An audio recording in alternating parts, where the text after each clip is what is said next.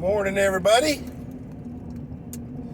It is 8 a.m., August 17th, Tuesday morning. Oh, well, we got a lot going on in the world. But, you know what? I want to take a little bit of a broader position on today's video. And kind of a little epiphany last night, so I want to talk about it.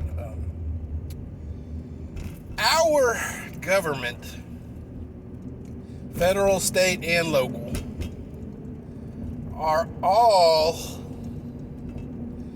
based squarely on a religious undertone that there is a God, a creator of the world, a creator of, or however you want to pronounce it. Although the Constitution does not support the creation of a church state or a fourth part of government being the religious side of the government does acknowledge and base its goings on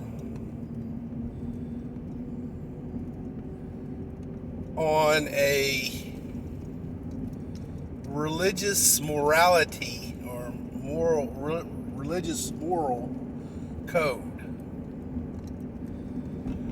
Our national and state and local monuments, courthouses, capitol buildings, most of them all acknowledge a God.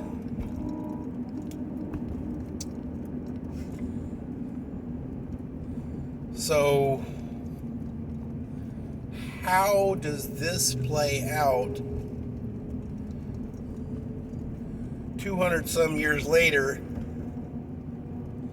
when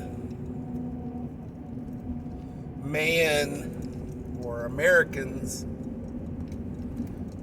no longer have the religious core they had back then? Now, even though America does not, have a church state,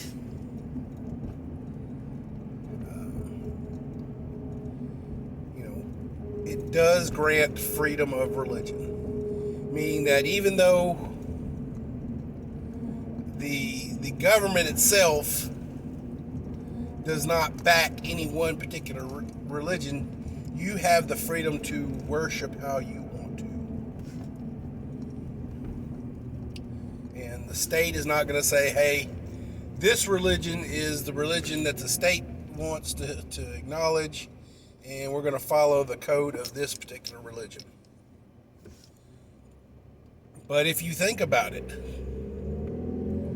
most religions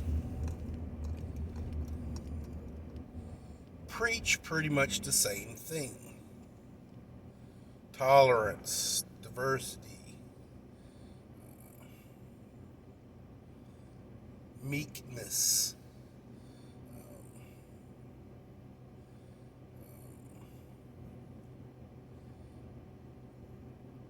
worship your God, honor your mom and dad, don't covet, blah blah blah.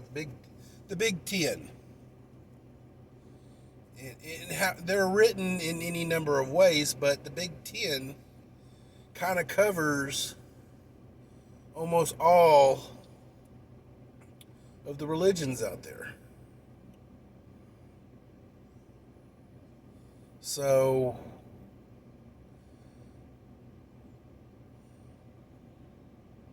we have our courts. When you testify at court, you swear on a Bible or some other religious book. When you take public office, you swear on a Bible or some other religious book.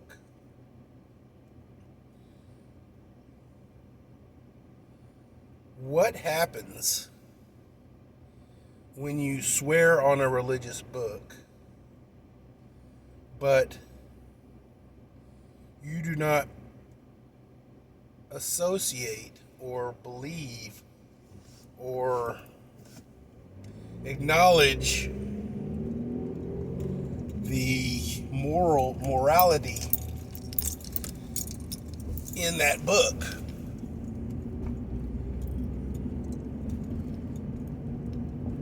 How can an atheist swear into office?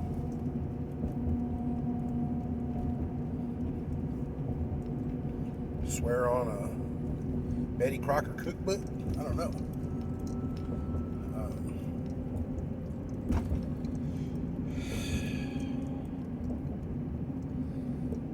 How can you swear in a witness to testify in a trial if the person does not subscribe to the moral code that is in the book that they are swearing in on?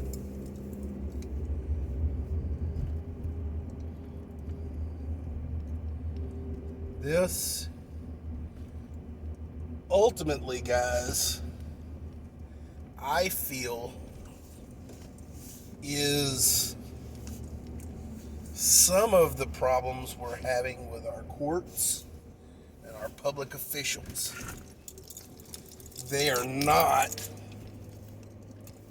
their moral core is not rooted in the book that they're swearing in on. Therefore, to tell the truth in a court case and or to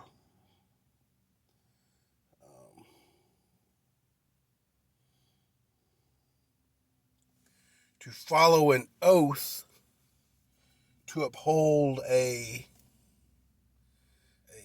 public office, there is no moral ramification for failure to do so.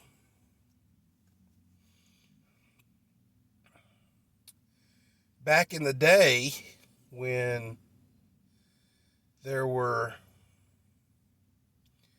hellfire and brimstone preachers, revivalists, and stuff like that,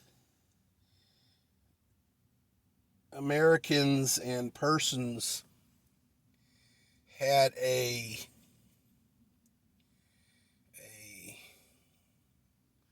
fear / respect for the authority that God had or has. Which, if you read the Bible, when given respect and given his due, God rewards the faithful and punishes the unfaithful. But if you do not read those words and subscribe to that theology, there is no moral ramification for you to lie, to support a narrative, to do what you want to do, not what God and God's moral code tells you you should do.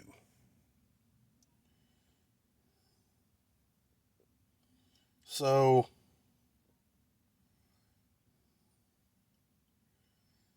This, I feel, we have politicians not upholding their oath of office to support and defend the founding documents that the country was founded upon.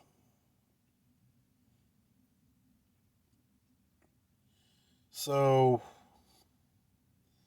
and until the courts catch up with them and legal ramifications come to this failure, there is no guilt or moral abstention that would keep them on the narrow path, because they don't believe there is a divine ramification for their breaking their oath.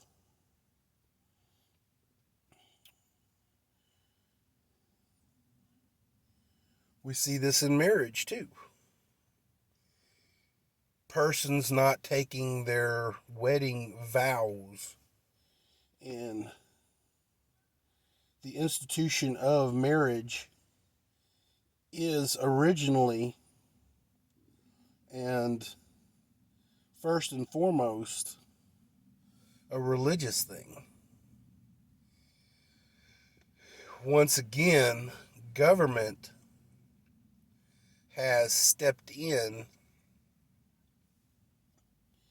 and taken the place of the church to give out and to perform marriages.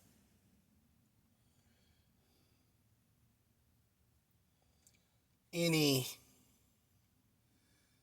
butthead with $10 and a laptop can become an ordained minister of the Church of Rainbow Unicorns and Butt Ice Cream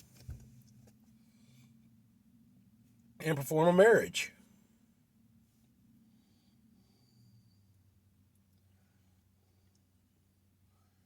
We are watering down the church. And because the church is watered down, it is losing its flocks to the world. The world opinion versus God's opinion.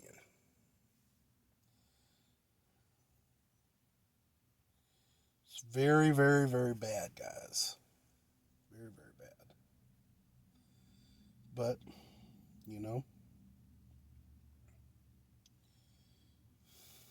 we're just letting it happen. When you give the government a power,